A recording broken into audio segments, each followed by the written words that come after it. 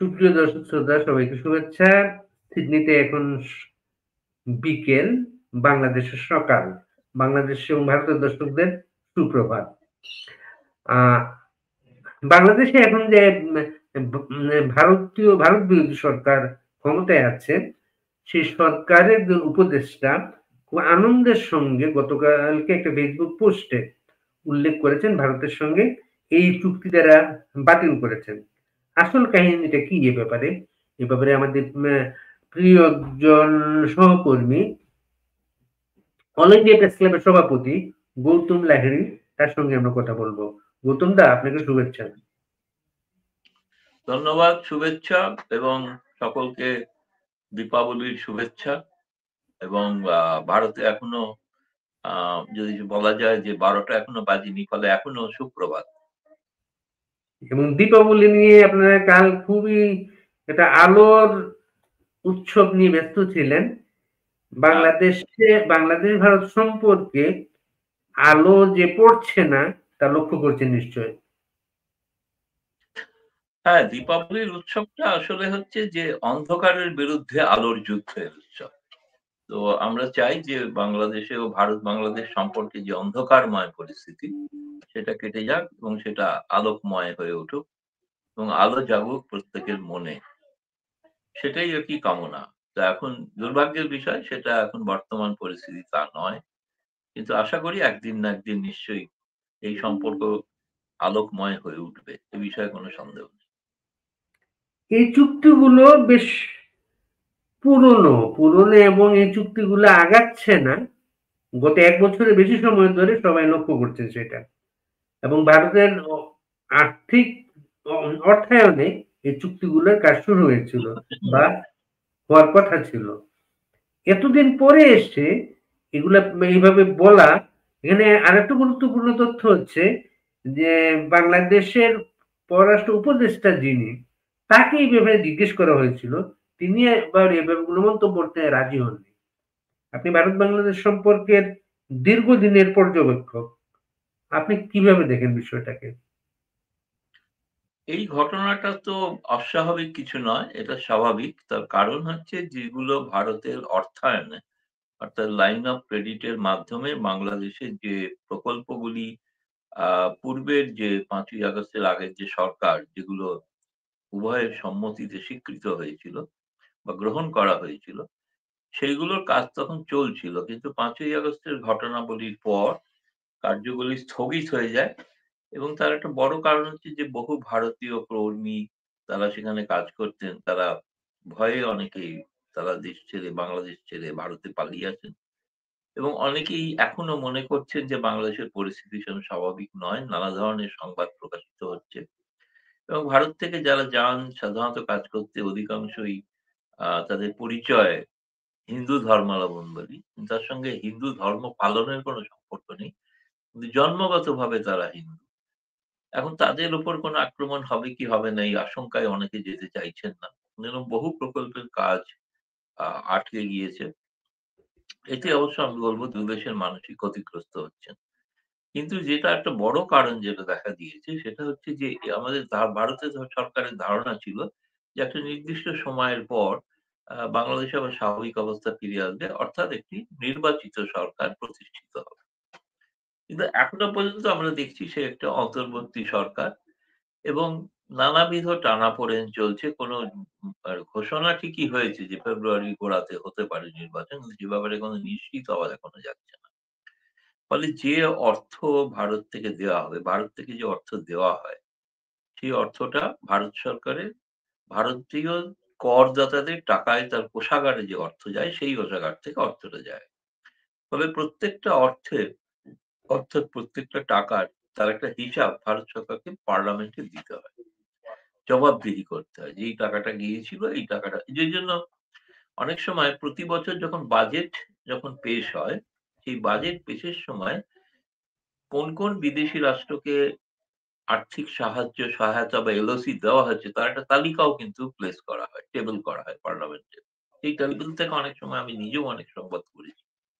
তো সেই সংবাদে সেখানে হয়তো বলা থাকে যে কত টাকা বরাদ্দ করা হয়েছিল, তার কত টাকা খরচ হলো, কত টাকা খরচ হলো না ফলে সেই বরাদ্দ বাড়লো না কমলো, আমরা লাগাতার গত ১ বছরের পর সর্বশেষ যে বাজেট পেশ হয়েছিল, সেই বাজেটে বাংলাদেশের জন্য যে অর্থায়ন, সেই অর্থায়নটা কমিয়ে দেওয়া হয়েছিল। তার কারণ প্রপার ইউটিলাইজেশন হয়নি। ব্যবহার করা হয়নি। টাকাগুলো ব্যবহৃত হচ্ছে না।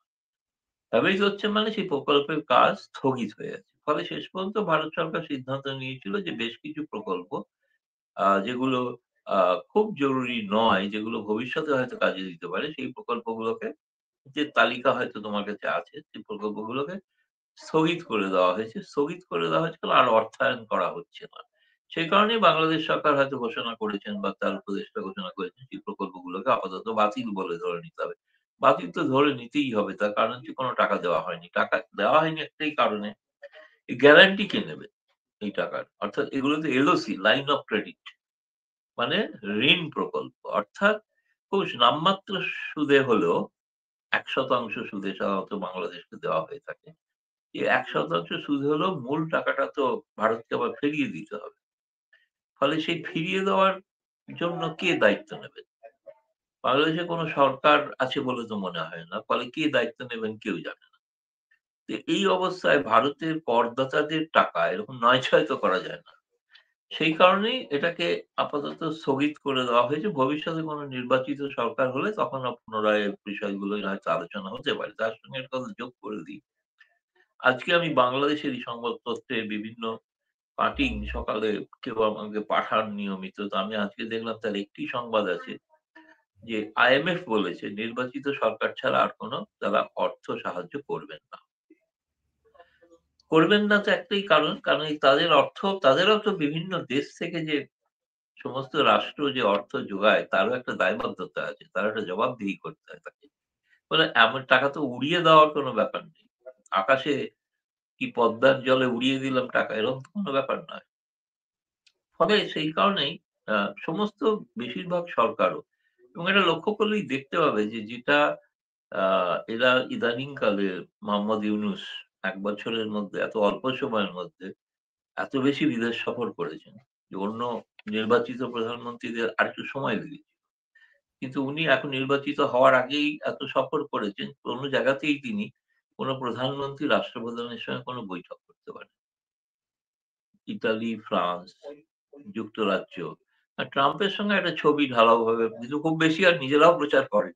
কারণ হচ্ছে যে ওই ছবিটা বেশি প্রচার করতে গেলে প্রকৃত সত্য প্রকাশিত হয়ে যায়।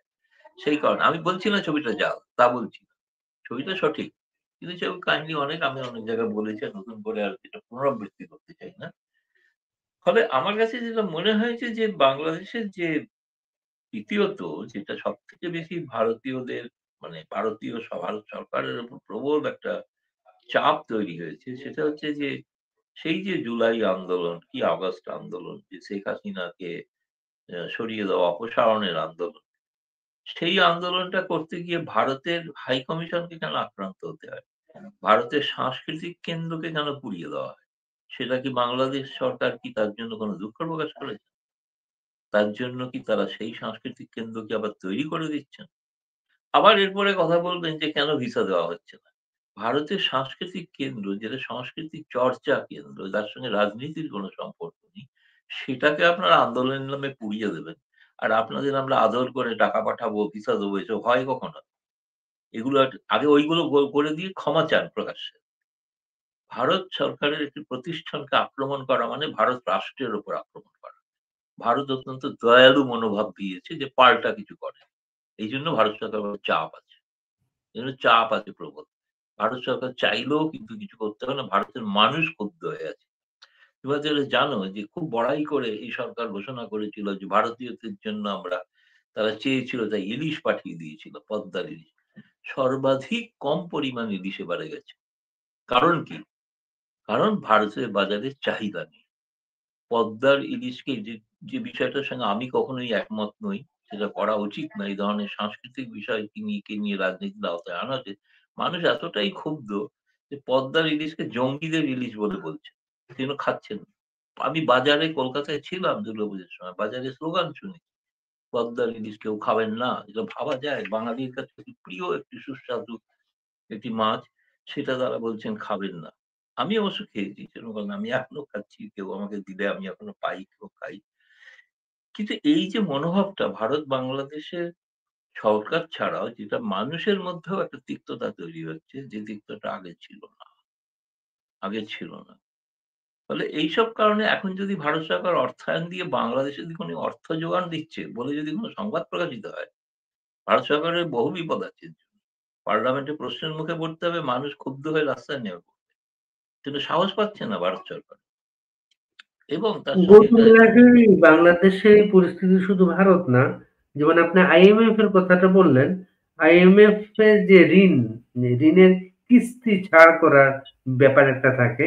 প্রতিটা কিস্তি ছাড়ের আগে আইএমএফ এর টিম আসে বাংলাদেশে, তারা পরিস্থিতি দেখে আলাপ আলোচনা করে তারা সর্বশেষ বলেছে যে আমরা নির্বাচিত সরকার না আসা পর্যন্ত পরবর্তী কিস্তি তারা ছাড় করবে না।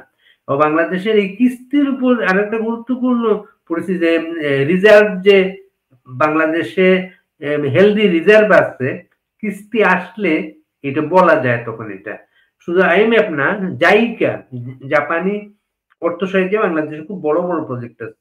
জাইকাও বলে দিয়েছে ইলেকশনের আগে, মানে নির্বাচিত সরকার হওয়ার আগে তারা করবে না। আর ভারতের সঙ্গে যে চুক্তিগুলা আর কি, ভারত তো বিশাল একটা দেশ। রেল নেটওয়ার্কে ভারত সারা পৃথিবীতে সবচেয়ে সমৃদ্ধ একটা দেশ, বিশাল দেশ একটা।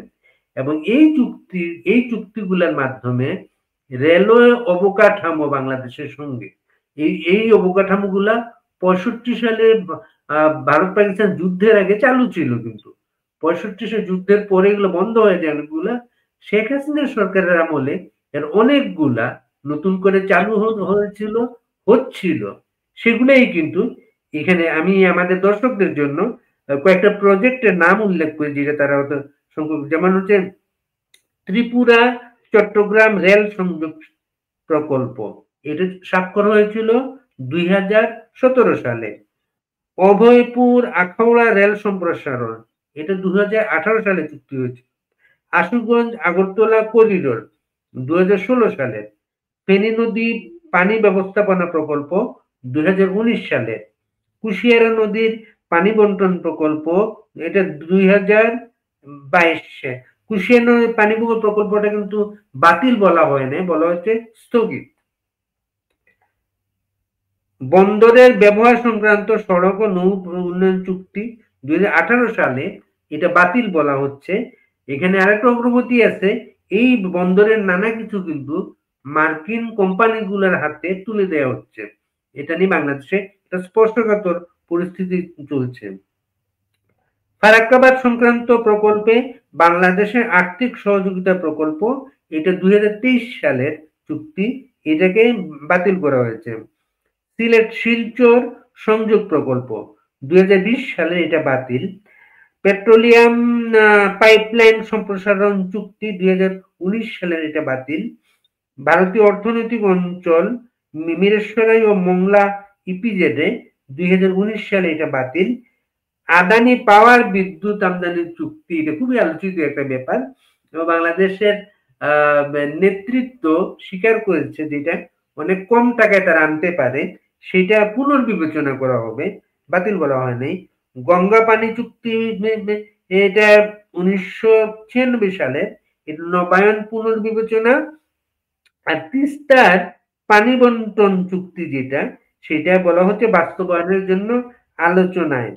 আর সর্বশেষ যেটা, ভারতীয় প্রতিরক্ষা কোম্পানির সঙ্গে টাগ বোট চুক্তি 2024 সালের, এটা বাতিল।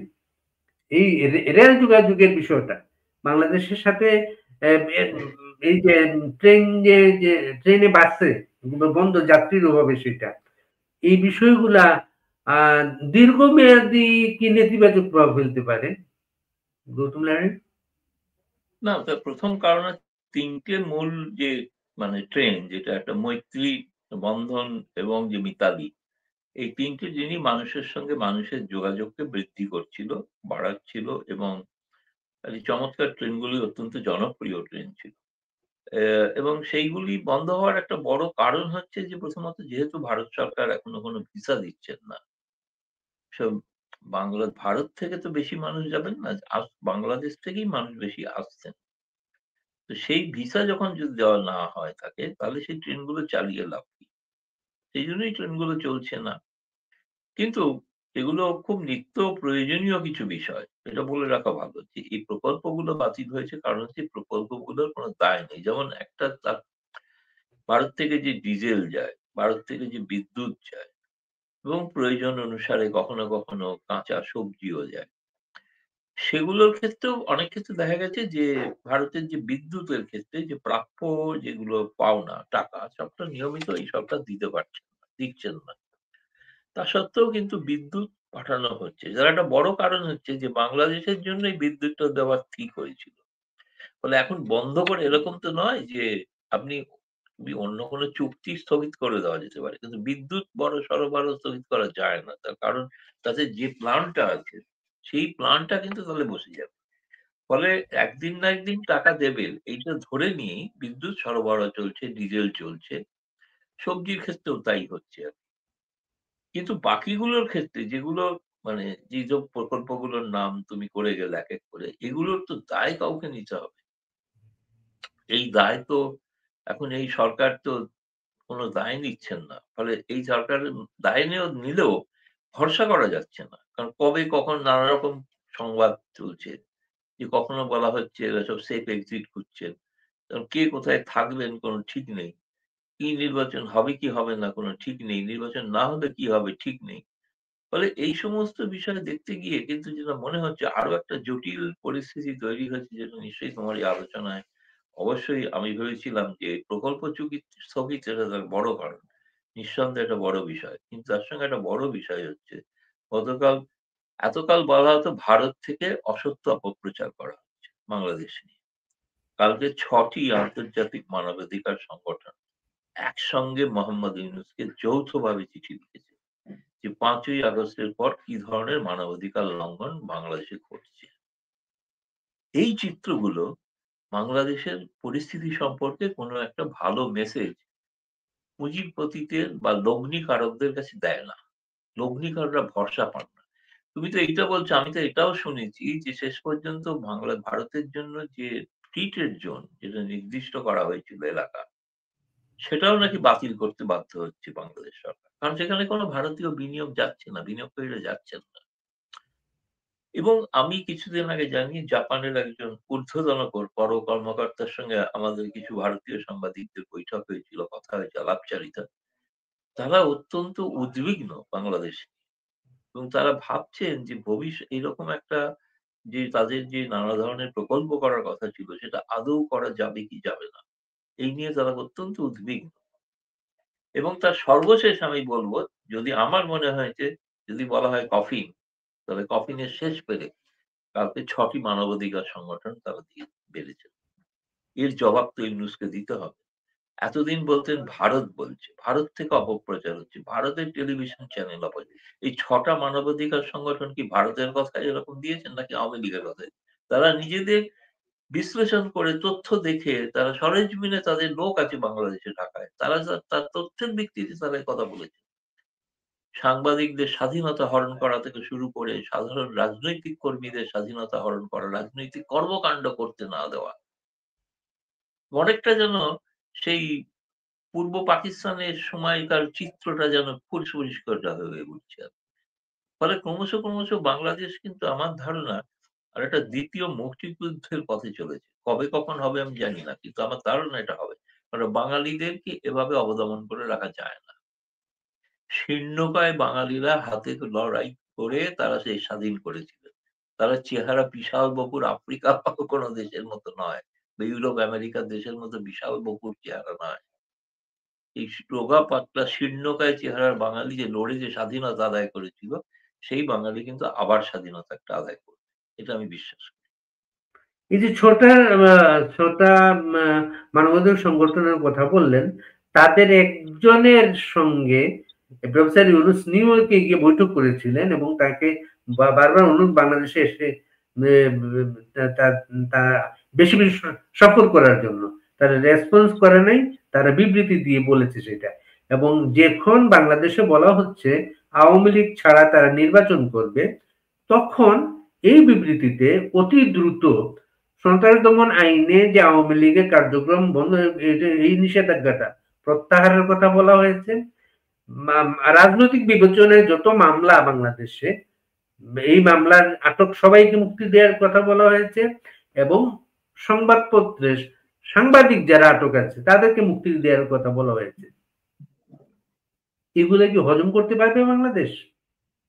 আপনার পর্যবেক্ষণ কি? না, বাংলাদেশ পারবে, কিন্তু বাংলাদেশের বর্তমান অবৈধ সরকার পারবে কিনা সেটা বলতে পারছি না। আমি দুরকম, বাংলাদেশের মানুষকে আমি শ্রদ্ধা করি। যারা স্বাধীনতা মেনেছিল তারা তাদের ক্ষমতা নিয়ে কোনো সংশয় থাকার কারণ নেই।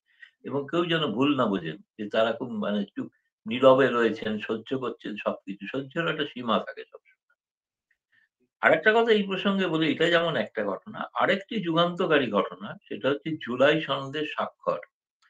তোমারই চ্যানেলে আমি পুরো অনুষ্ঠানটা দেখেছি। চমৎকার একটি বিশ্লেষণ দেখলাম আইনজীবীর, এবং যার থেকে আমি অনেক বেশি শিক্ষিত হয়েছি, ঋদ্ধ হয়েছি। আমিও কারণ বাংলাদেশের সংবাদপত্র পড়লে এগুলো কিন্তু আর কিছু জানা যায় না। সেই সংবাদে সেগুলো বিকৃতভাবে ছাপা হয়, অথবা ছাপা হয় না। এখন যেটুকু ছাপা হয় সেটা জোর করে তাকে ইতিবাচক সংবাদ করার একটা তাগিদ থাকে। কিন্তু আসল ঘটনাটা কি সেটা তোমার চ্যানেলে তোমার এইটি মানে আমি অনুরোধ করব বাকি আপনি যারা এখনো অধ্যাপক দেখেন। অধ্যাপক মাসুম বিল্লাহ, অধ্যাপক মাসুম মাসুম, বিল্লাহ। হ্যাঁ, আমি নামটা শুনে একটু ঘাবড়ে গিয়েছিলাম। কারণ ওই নামে যোগী আছে একজন। সেইজন্য আমি, কিন্তু তার কথা শুনে আমি বুঝলাম অত্যন্ত শিক্ষিত মানুষ, এবং তিনি চমৎকার অধ্যয়ন করেছেন এটা। এবং তিনি বুঝিয়ে দিয়েছেন যে জুলাই সনদটা আসলে একটা ধোঁকা। এটা কোনো সনদই হয়নি। তার কারণ হচ্ছে সকলে মিলে একত্রে সই করেনি। একেকজন একেকটা পাতায় সই করেছে। যার যেটা পছন্দ হয়েছে সে সেটাতে সই করেছে।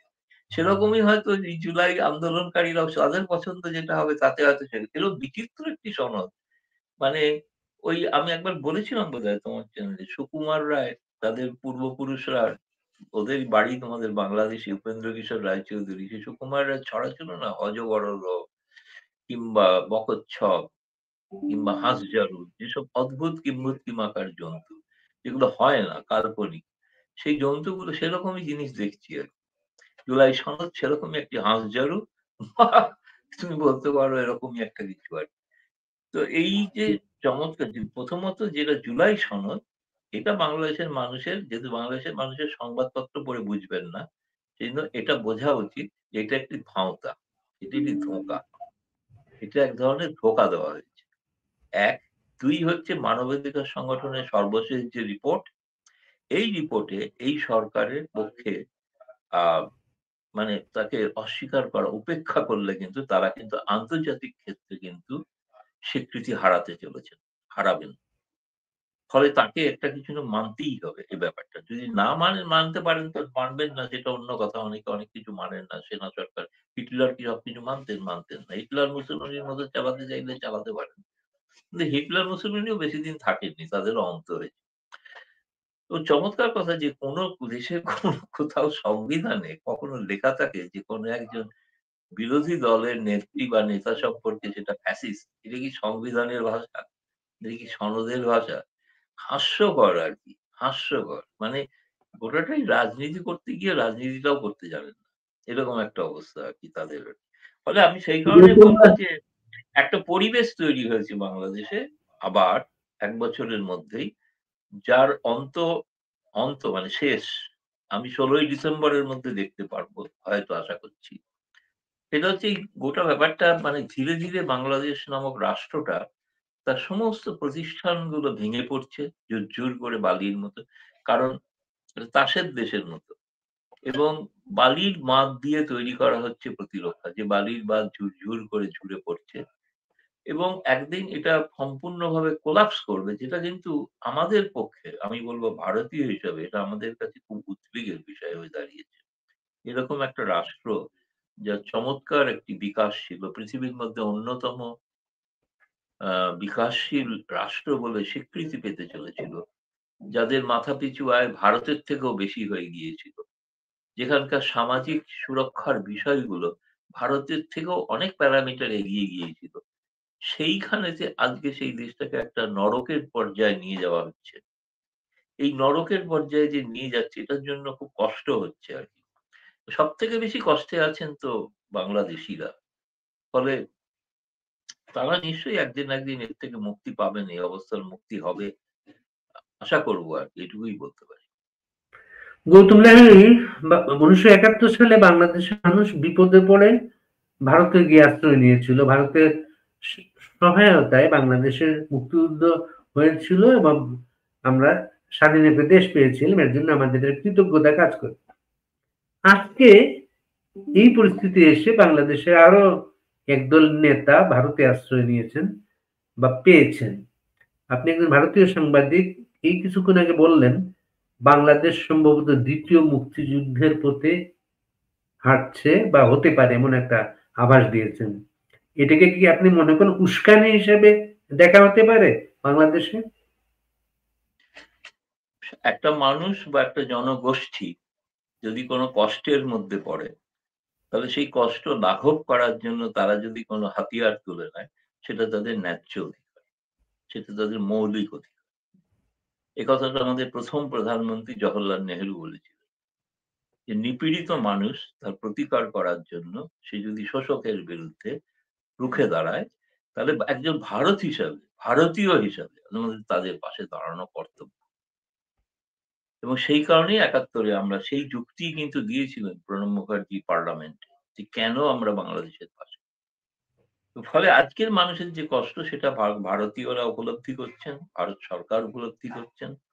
ফলে সেখানে যদি বাংলাদেশিরাই তাদের ভাগ্য নির্ধারণ করবেন, যে জোর করে বাইরে থেকে কোনো চাপিয়ে, যেমন ইউনূসের মতো কোনো পুতুল সরকার ভারত চাপিয়ে দিতে চায় না। কেউ বা কারা বাইরে থেকে এনে, তিনি প্যারিসে অলিম্পিক দেখতে এসে তারপরে প্রধান উপদেষ্টা হয়ে গেলেন। এরকম কাউকে ভারত থেকে কাউকে পাঠিয়ে ওখানে বসিয়ে দেওয়া হবে, এ ধারণা ভুল। এটা বাংলাদেশের মানুষকেই সিদ্ধান্ত নিতে হবে এবং বাংলাদেশের মানুষ সেইভাবে যেদিন রুখে দাঁড়াবেন, এটা ঘটনা, নিকটতম প্রতিবেশী হিসেবে ভারত সেই সংগ্রামে পাশে থাকবে। এ বিষয়ে কোনো সন্দেহ নেই। যে কারণেই তো এত লোক আশ্রিত এখানে। কারণ তাদের প্রতিও ভারতের একটা কৃতজ্ঞতাবোধ আছে। কৃতজ্ঞতাবোধ এই কারণে আছে, ভারত তাদের বাংলাদেশীদের যেমন কৃতজ্ঞতা আছে, ভারতের কৃতজ্ঞতা আছে। ভারতের নিরাপত্তা, ভারতের সঙ্গে সুসম্পর্ক বজায় রাখার ক্ষেত্রে তারা যে উদ্যোগ দেখিয়েছিলেন, সেই কৃতজ্ঞতা স্বরূপ তাদেরকে এখানে মানবিক কারণে তাদের আশ্রয় দেওয়া হয়েছে। কোন রাজনৈতিক স্বার্থে নয়। রাজনৈতিক স্বার্থ হলে তো বাংলাদেশের মানুষ ঠিক করবেন। তারা কাকে চান, আওয়ামী লীগ চান না বিএনপি চান নাকি জামায়াত চান, এটা তারা ঠিক করবেন। কিন্তু আমরা যারা মনে করি যে আওয়ামী লীগের যে শাসন, যে শাসনে তাদের নিজস্ব দেশে ডোমেস্টিক্যালি অনেক প্রবলেম থাকতে পারে। সেখানে গণতন্ত্র নিয়ে অনেক প্রশ্ন ইত্যাদি, সেটা বাংলাদেশের আভ্যন্তরীণ বিষয়। তার সঙ্গে আমরা জড়িত নই। কিন্তু আমরা যেভাবে সম্পর্কটাকে দেখেছি, সম্পর্কটাকে সোনালী অধ্যায় বলতাম। সেই সোনালী অধ্যায় সম্পর্কে কিন্তু আমরা মনে করি বাংলাদেশের মানুষ উপকৃত হয়েছিলেন এবং ভারতে উপকৃত হয়েছিল। এই দেখুন, কোভিড এর সময় ভারত তো তার কোনো বিনামূল্যে ভ্যাকসিন পাঠিয়ে দিয়েছিল সেখানকার মানুষের পাশে দাঁড়ানোর জন্য। এমনকি ভ্যাকসিন ২য় পর্যায়ে কেন আসছিল না সেই নিয়ে ক্ষোভ হচ্ছিল। মানে ভারতের থেকে আগ্রহ চাহিদাটা এত বেশি আরকি ভারতের বাংলাদেশী মানুষের। সেটা যেমন ঘটেছে, তাই না? এমনি সম্প্রতি বাংলাদেশে ধরুন যে বিমান দুর্ঘটনা ঘটেছে, এখানে ভারত থেকে চিকিৎসক, নার্সের দল, অভিজ্ঞ চিকিৎসকরা গিয়ে তাদের পরামর্শ দিয়েছে কি করলে এই ধরনের চিকিৎসা করা যায়। এবং এমনকি সম্প্রতি যে দুর্ঘটনা ঘটেছে শাহজালাল আন্তর্জাতিক, সেখানে বেশ কিছু বিমান বাংলাদেশী যাত্রীসহ তাদেরকে ভারতে অবতরণের অনুমতি দেওয়া হয়েছে। তারা পরবর্তীকালে আশা করি নিজ দেশে ফিরতে পেরেছেন। ফলে একটা সংকটে যখন কোন দেশ পড়ে, নিশ্চিতভাবে মানবিক কারণে ভারত তার পাশে দাঁড়ায়। আজ যদি বাংলাদেশে কোন ব্যাপক কোন দুর্যোগ আসে, তো চাইলে ভারত নিশ্চয়ই তাদের সাহায্য করবে। সেটা যে সরকারই থাকুক। সেটা বিশেষ মানুষের কারণে, মানুষের জন্য। ফলে আমার মনে হয়েছে যে সেই কারণেই কিন্তু বাংলাদেশের রাজনৈতিক ভবিষ্যৎটা এটা বাংলাদেশের মানুষকেই তৈরি করতে হবে। তাতে ভারতের নিশ্চয়ই সহযোগিতা থাকবে। এ বিষয়ে সন্দেহ নেই। এই চুক্তিগুলা বাতিলের পরে যে পরিস্থিতি স্পষ্ট, ভারত বাংলাদেশ সম্পর্ক কিন্তু ভালো নেই, একেবারে তলানিতে, যেটা বোঝা যায় সেটাই। এর প্রতিক্রিয়া আপনি কি দেখেন আগামীতে? এটা কি আবার এই চুক্তিগুলা আবার কি এগুলো হচ্ছে যে সাধারণভাবে কিছু বাংলাদেশের মানুষকে ওই জুলাই সনদের মতো একটা বিভ্রান্ত করার বক্তব্য। তো যদি চুক্তি বাতিল করতে হয় তাহলে গঙ্গা চুক্তি বাতিল করে দেয়, তাই না? যদি চুক্তি বাতিল করতে হয় তাহলে সমুদ্র চুক্তি বাতিল করে দেয়। যদি চুক্তি বাতিল করতে হয় তাহলে স্থল চুক্তি বাতিল করে দেয়, যেগুলো আন্তর্জাতিকভাবে স্বীকৃত চুক্তি। সেটা একবার কিন্তু আপনাদের পররাষ্ট্র উপদেষ্টা আমাদের বলেছিল যে না, আন্তর্জাতিক চুক্তি বাতিল করা যায় না। সুতরাং এই ভারত বিরোধী প্রচারের স্বার্থে যেটা ব্যবহার করা যায় সেইটুকুকে তারা ব্যবহার করেন, বলেন। কিন্তু তার প্রকৃত সত্য কি সেটা তো বলতে পারবেন, বলতে চাইছেন না। যে আমাদেরকে ভারত বিশ্বাস করছে না, যে মনে করছে যে আমরা টাকা নিয়ে মেরে দেবো, সেই কারণে টাকা দিচ্ছে না। এটা তো বলতে পারছেন না, বলতে পারবেন না। আমরা টাকা নিয়ে নিজেরা পাজেরো গাড়ি কিনবো, টাকা নিয়ে আমরা বিদেশে ঘুরে বেড়াবো। এদের প্রত্যেকের তো সম্পত্তির হিসাবটাকে বাংলাদেশের মানুষের চাওয়া উচিত। ১ বছরে প্রত্যেকে ১ বছর আগে কি সম্পত্তি ছিল, ১ বছর পরে কি সম্পত্তি হয়েছে। বাংলাদেশের তো বাকি আওয়ামী লীগের নেতারা তো নাকি প্রবল দুর্নীতি করেছে। তাদের কোটি, কোটি টাকা, হাজার, হাজার টাকা, কোটি, কোটি টাকার নাকি সম্পদ। তো তোমাদের ১ বছরে কত হলো সেটা জানাও। সেটা কেন দাবি করে না বাংলাদেশের মানুষ? আমি তো বলছি যে চমকে যাবে সেসব দাবি। যে আমাদের কাছে যখন তো খবর ধরুন মোহাম্মদ ইউনূসেরই যে ব্যক্তিগত লাভ হয়েছে ১ বছরে, তার একটা হিসাব আছে। সেটা বাংলাদেশের আর্থিক প্রতিষ্ঠান থেকেই পাওয়া হিসাব। এটা ২০ থেকে ২৫,০০০ কোটি টাকার মতো ১ বছরে। এবং এই যে সুযোগ সুবিধা তিনি যে পেয়েছেন সেটা তিনি জানান প্রকাশ্যে, না? তিনি তো সৎ ব্যক্তি। তিনি তো দুর্নীতিগ্রস্ত নন আওয়ামী লীগের মতো। তিনি যদি সৎই হয়ে থাকেন তিনি প্রকাশ্যে বলুন, ভাই ১ বছরে আমি আমার কোম্পানির কর মকুব করিয়ে দিয়ে এত টাকা লাভ করেছি। আমি প্রভিডেন্ট ফান্ড না দিয়ে এত কোটি টাকা লাভ করেছি। আমি সমস্ত বিদেশে কি চাকরি পাবেন কি পাবেন না সেই এমপ্লয়মেন্ট এজেন্সিও আমার, তাদের দিয়ে আমি এত রোজগার করেছি। তাই না? এবং আমি স্টারলিংককে পাইয়ে দিয়ে কত পেরেছি। আমি আল জাজিরার একটা অনুষ্ঠান কিনে আমি কত টাকা রোজগার করেছি। এগুলো তিনি বলে দিন প্রকাশ্যে। তিনি তো সৎ ব্যক্তি। তার তো কোনো লোভ নেই। নির্লোভ ব্যক্তি ২৫,০০০ কোটি টাকা রোজগার করবেন। আরো থাকলে আরো বেশি করবেন। এবং আমি জানি না তিনি সুস্থ থাকুন। তিনি বলেছেন তিনি ৫০ বছর মানে ১৩০ বছর তিনি বাঁচবেন। বাঁচুন, খুব ভালো কথা। তাতেও রেকর্ড তিনি স্থাপন করবেন। সেই ১৩০ বছরে তার সম্পত্তির পরিমাণ কি দাঁড়াবে? তা দিয়ে হয়তো তিনি গোটা মানে আমেরিকাও কিনে ফেলতে পারেন। এরকম সম্পদ হতে পারে। যাই হোক, আমি যেটা বলতে চাইছিলাম সেটা হচ্ছে এই যে অসততা আসলে হচ্ছে টাকা কেউ দিতে চাইছে না, তার একটাই বড় কারণ। এই টাকা নিয়ে এদের প্রত্যেকে টাকা মেরে দিবে। এরা ব্যক্তিগত কারণে টাকা রোজগার করবে, নেবে, ব্যবহার করবে। সেই কারণেই তো টাকা দিচ্ছে। না IMF দিচ্ছে, বিশ্বব্যাংক দিচ্ছে, কেউ দেবে না। আপনি ভারতকে ছেড়ে দিন, পৃথিবীর অন্য কোন দেশ একটা বলুন। এখন কিছু দেশ আছে তারা আদর্শগত কারণে কিছু টাকা, তারা চায় যে কিছু টাকা জলে যাক, পদ্মার জলে ভেসে যাক। এরকম কিছু উগ্রপন্থী চিন্তা ভাবনার কিছু সংগঠন বা দেশ আছে তারা হয়তো দিতে পারে। তাও দিচ্ছে কিনা আমি জানি না। সবথেকে হাস্যকর হচ্ছে যে দেশটা নিজেরাই জেনার দায়ে ডুবে আছে সে পাকিস্তান ওনাকে সাহায্য করবে। পাকিস্তান সাহায্য করবে না এখান থেকে লুটবে সেই বিষয়টা তোকে ভেবে দেখা উচিত আরকি। ইত্যাদি গৌতম রায়, আপনাকে ধন্যবাদ। অনেক ধন্যবাদ আমাদের সময় দেওয়ার জন্য। আমরা খুব তাতে আবার আসবো। ধন্যবাদ।